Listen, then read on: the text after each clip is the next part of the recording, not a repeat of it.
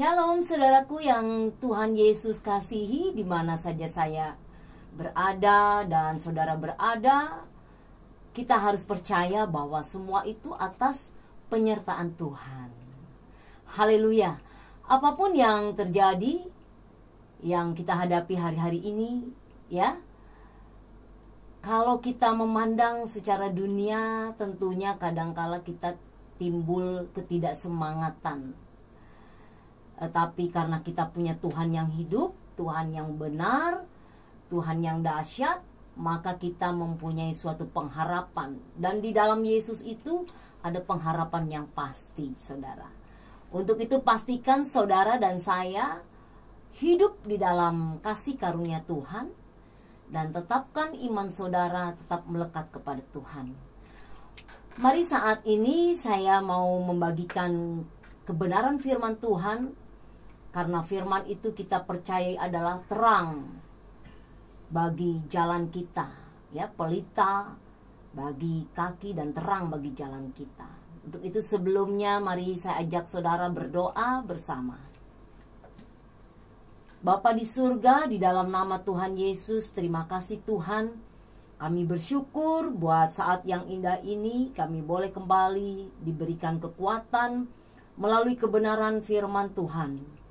Biarlah kiranya firman ini memberikan kesembuhan bagi yang sakit, yang lemah Engkau beri kekuatan, yang letih lesu dan berbeban berat Tuhan berikan jalan keluar. Kami percaya di dalam Engkau ada berkat yang luar biasa Tuhan. Dan kami percaya Engkau memanggil kami, ada suatu rencana yang indah di dalam kehidupan kami. Untuk kami menjadi orang-orang yang dipakai untuk menjadi saksi bagi saudara-saudara kami yang belum terima Engkau, terutama juga bagi kami yang mempunyai iman yang lemah. Mari Bapa di surga, kami percaya, kami mengundang Roh Allah bersama-sama pada saat ini. Di dalam nama Tuhan Yesus kami sudah berdoa. Haleluya. Amin. Haleluya, puji Tuhan saudara. Saya berharap saudara tetap semangat ya. Ingat, kita punya Tuhan yang besar, yang dahsyat. Yesus namanya. Nama di atas segala nama, yang memberikan jalan keluar bagi setiap problema yang kita hadapi. Untuk itu pastikan iman saudara tetap bertumbuh di dalam Tuhan. Nah, saat ini saya mengajak saudara untuk bersama-sama kita belajar dari pernyataan Tuhan melalui Nabi Yeremia. Untuk itu mari saudaraku kita membuka ayat firman Tuhan yang terambil dalam Yeremia 17 ayatnya yang kelima. Yeremia pasal 17 ayatnya yang kelima. Demikian firman Tuhan. Beginilah firman Tuhan, terkutuklah orang yang mengandalkan manusia, yang mengandalkan kekuatannya sendiri. Terkutuklah orang yang mengandalkan manusia dan mengandalkan kekuatannya sendiri, dan yang hatinya menjauh daripada Tuhan. Namun sebaliknya saudara, diberkatilah orang yang mengandalkan Tuhan, yang menaruh harapannya kepada Tuhan. Saudaraku, hidup di dalam dunia ini Tuhan tawarkan dua pilihan, ya.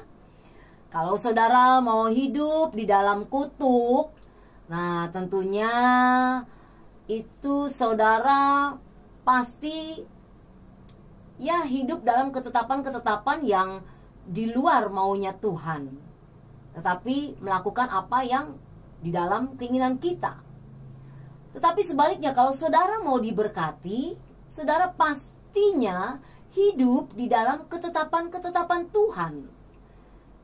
Dan pasti saudara melakukan apa yang firman Tuhan sampaikan. Hidup itu ada pilihan saudara, ya. Saudara mau hidup diberkati atau saudara mau hidup di dalam kutuk. Nah, seperti pujian Betawi katakan, pilihan di tangan kita. Nah, pilihan di tangan kita, di tangan saudara dan tangan saya sendiri, ya. Kalau saudara mau hidup diberkati, mari saudara. Karena apa, saudaraku? Kita hidup di dalam dunia ini pasti kita diperhadapkan hal-hal yang menyenangkan hati Tuhan. Juga ada hal-hal yang justru sebaliknya membuat hati Tuhan hancur, sedih melihat apa yang kita lakukan. Saudaraku, biarlah di dalam kehidupan saat ini, di mana kita semua, seluruh dunia menghadapi suatu goncangan-goncangan, tapi ingat firman Tuhan, ya. Walaupun kedengaran di sini sana ada kabar yang tidak menyenangkan, tapi firman Tuhan tidak pernah berubah. Ya dan amin. Dan janji Tuhan pasti digenapi bagi orang-orang yang mengasihinya. Ya saudaraku. Jadi saudara, kalau kita hidup mengandalkan manusia, Tuhan katakan kita terkutuk. Tuhan ingin saudara hidup tetap mengandalkan Tuhan. Karena Tuhan sudah menawarkan hidup di dalam berkat Tuhan. Tuhan berjanji akan memberkati berlimpah-limpah, bahkan luber, nggak setengah-setengah, saudara. Sekarang tergantung kita. Kita mau meraih berkat itu atau kita mau hidup di dalam kutuk itu. Saudaraku yang kekasih, terkutuk orang yang mengandalkan manusia dan yang mengandalkan kekuatannya sendiri. Nah, ini kesalahan kita. Seringkali kita mengandalkan kekuatan kita sendiri. Kita merasa diri kita pintar, kita merasa diri kita benar, kita merasa, aduh, pokoknya gue banget deh. Dan kita merasa ini semua loh gara-gara gue. Semua aku yang ditinggikan. Tapi Tuhan nomor 2. Tata cara yang ditinggikan, Tuhan nomor 2. Sehingga saudara, tata cara gereja, tata cara hidup kita yang selalu ditonjolkan, yang selalu ditinggikan, sehingga kita tidak akan melihat perbuatan-perbuatan Tuhan yang ajaib. Kita menomorduakan Tuhan. Akhirnya apa saudara? Akhirnya hidup saling bentrok, saling menyalahkan, karena tidak memandang lagi apa yang Tuhan ajarkan, karena tidak memandang lagi apa yang Tuhan tetapkan dalam hidup kita. Kita merasa ini lo gue, gitu, ngandelin kekuatan kita sendiri. Gue bisa berhasil, gue bisa menjadi orang terkenal. Itu semua karena aku. No, saudaraku yang kekasih, kalau Tuhan tidak berperkara di dalam kehidupan kita, itu semua tidak akan terjadi. Dan kalau Tuhan tidak berkehendak pun tidak akan terjadi. Ya, saudara mengandalkan kepintaran saudara, saudara pasti berbahasa, sampai berbahasa malaikat, bahasa roh, bahasa yang wow, seluruh dunia saudara bisa. Tetapi saudara mengandalkan bahwa itu semua karena kebisaan saudara, kekuatan saudara. Kalau Tuhan tidak berkehendak, tidak akan terjadi, saudaraku. Seperti kita menyampaikan kabar keselamatan. Tapi kalau Tuhan tidak berkehendak, tidak memilih atas orang itu, walaupun saudara memberitakan sampai muntah darah pun, nggak bisa saudara. Ya, untuk itu Tuhan ingin supaya kita, saya dan saudara mengandalkan Tuhan. Maka kalau kita mengandalkan Tuhan, kita pastinya hidup diberkati Tuhan. Karena Tuhan sendiri berjanji Dia akan memberkati kita sampai anak cucu kita. Nggak sampai minta-minta. Untuk itu jadi saudara ya, jadi pertanyaan yang luar biasa. Kalau anak cucu kita, anak-anak Tuhan meminta-minta, jadi pertanyaan saudara, bagaimana hidup saudara dengan Tuhan? Bagaimana hubungan saudara dengan Tuhan? Kok sampai sih minta-minta? Itu namanya saudara mempermalukan Tuhan. Janji Tuhan, saudara hidup diberkati, bukan hidup dalam kemiskinan. Kalau saudara hidup miskin terus dari tahun ke tahun, dari sejak terima Yesus dari kecil, tapi tidak ada perubahan, itu perlu dipertanyakan. Ada apa? Bagaimana hidup kita? Apakah kita betul-betul melakukan apa yang Tuhan kehendaki? Apakah kita setengah-setengah? Tuhan bilang jangan hidup dalam suam-suam kuku. Ya, jika ya katakan ya, jika tidak katakan tidak. Seorang Elizabeth, saudaraku, dipertanyakan sesuatu pilihan. Elizabeth, apakah engkau mau menjadi istriku? Saudara harus menjawab iya atau tidak berdasarkan firman Tuhan. Nggak ada saudara menjawab, oh iya deh, nanti aja deh, atau aduh ntar ya pikir-pikir dulu. Nggak bisa saudara. Kalau kita hidup di dalam Tuhan, katakan ya jika itu ya benar, jika tidak katakan tidak. Saudaraku, Tuhan mau mengajak kita hidup menjadi berkat, bukan menjadi batu sandungan, saudara. Jadi Tuhan tidak suka kalau hidup kita selalu mengandalkan manusia, selalu mengandalkan kekuatan kita sendiri. Tuhan sudah memberikan kecerdasan. Wah, manusia ini luar biasa, saudara. Dia ciptakan tidak kun fayakun, tetapi ada proses waktu. Manusia diciptakan pada hari yang berikutnya, bukan hari pertama, saudara. Ada proses waktu. Itu kenapa? Karena manusia itu diciptakan seturut segambar dengan Allah. Jadi perlu hati-hati. Kalau ada yang menceng-menceng dikit, nggak pantas. Jadi harus dibenarkan, diluruskan. Segambar, serupa dengan Allah. Ya harus benar-benar kita hidup seperti cerminan kita, seperti segambar Allah. Jadi manusia itu perlu proses dibentuk. Karena manusia itu orang yang paling mulia, sempurna, diberikan akal budi. Saudara penuh dengan keterbatasan. Maaf kata, misalnya kita mengalami kecacatan, tidak bisa berbicara, tapi saudara punya otak yang bisa berpikir dengan baik. Saudara malu bertanya, ya, tetapi saudara diberikan kepintaran, kecerdasan untuk bertanya, berikan beranian.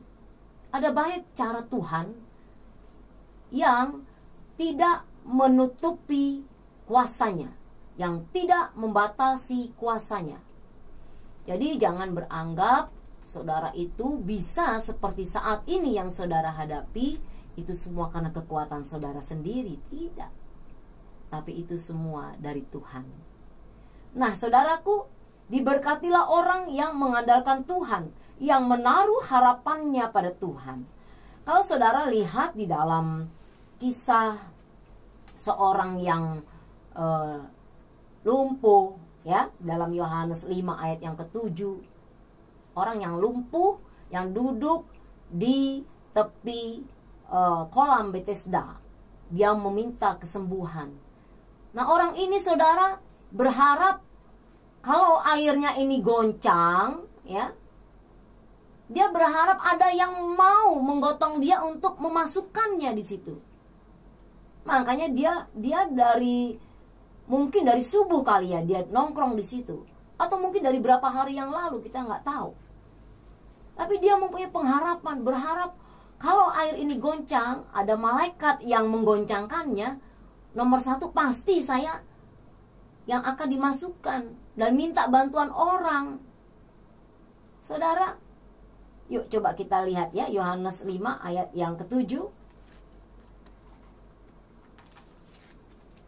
Kita tahu kisah ini ya, orang yang sakit lumpuh, lumpuhnya sudah kelamaan, saudara, ya.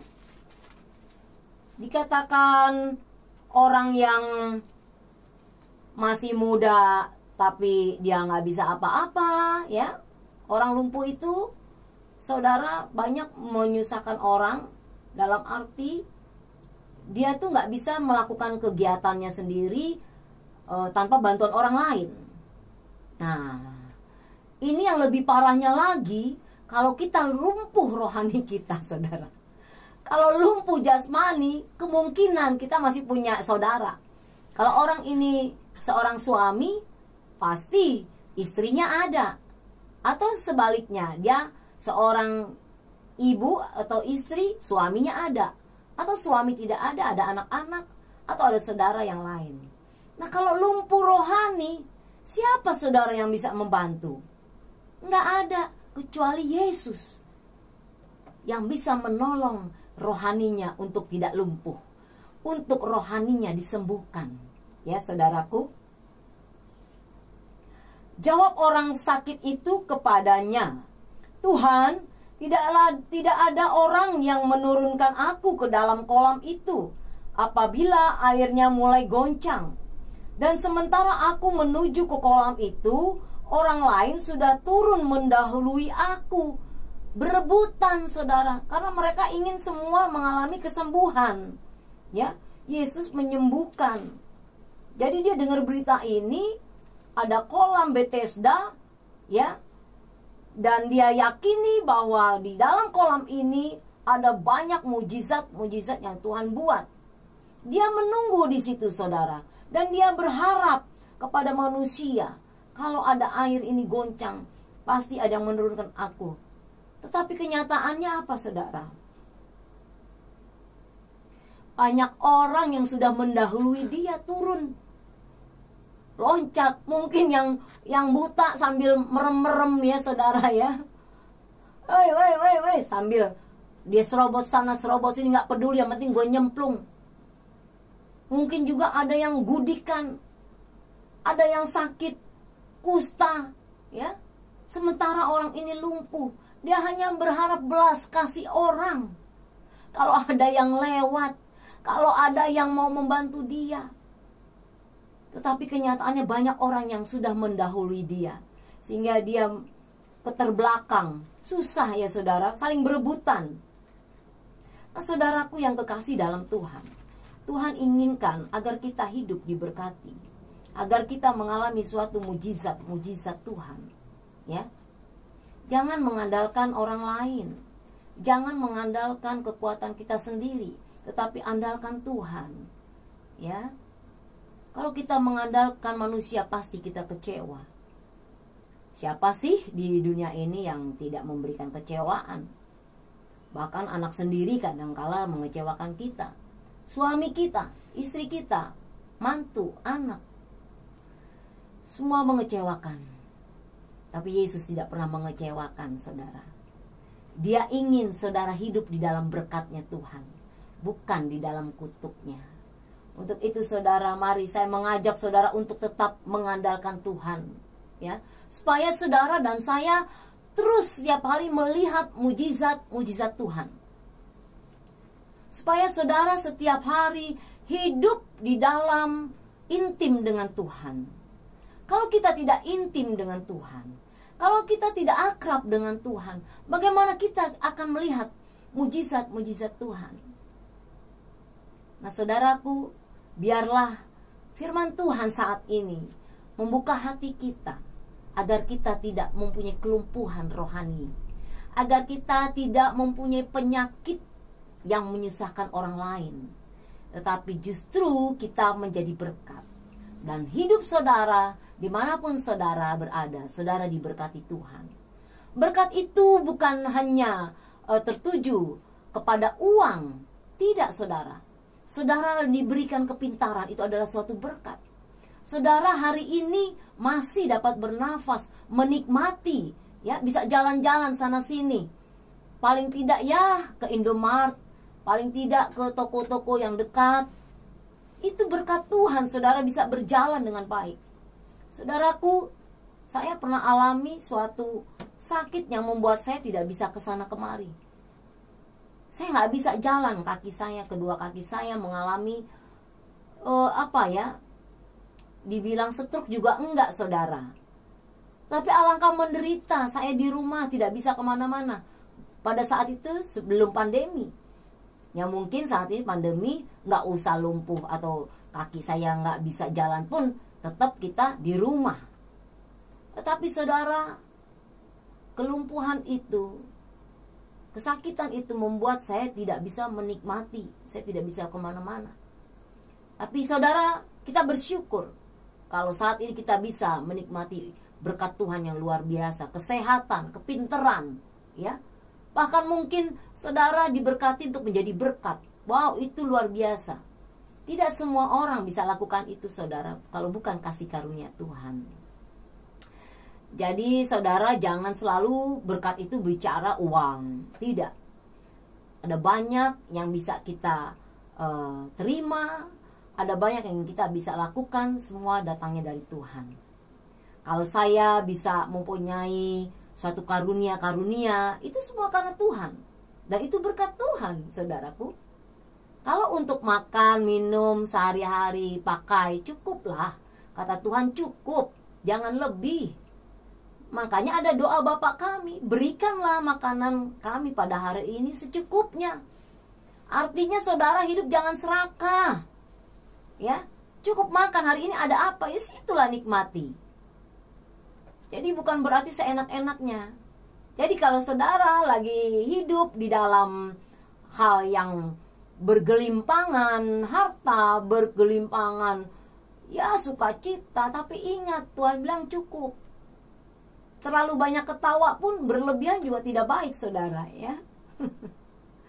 Tapi itulah firman Tuhan dahsyat dan luar biasa. Untuk itu dia hidup di dalam kehidupan kita. Saudaraku, selamat menjadi berkat dan diberkati selalu dalam pimpinan Tuhan, hidup dalam berkat Tuhan. Haleluya, Tuhan Yesus memberkati.